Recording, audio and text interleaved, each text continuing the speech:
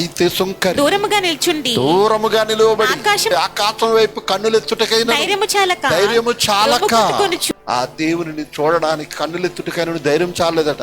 ఆ దేవుని ముందు నిలవబడడానికి కూడా నేను అర్హుణ్ణి కాదేమో. దేవా, పాపినైన నన్ను కరుణించుమని కేకలు వేసాను. పాపినైన నన్ను కనికరించు. నువ్వు ప్రార్థన చేస్తే ముందు నిన్ను నీవు తగ్గించుకోవాలట. తనను తాను తగ్గించుకోవడం అంటే అర్థమేమనుకున్నారు? దేవుని ముందు పాపినను ఒప్పుకోవడం. దేవా, నేను పాపినను క్షమించండి అని అడగడం.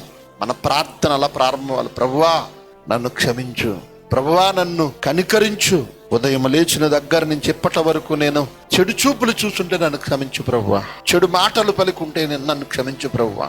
చెడు తలంపులు కలిగి ఉంటే నన్ను క్షమించు ప్రభువా. మాట ద్వారా, ఆలోచన ద్వారా, క్రియ ద్వారా, చూపు ద్వారా నన్ను పాపం చేశాను తండ్రి, నన్ను క్షమించు.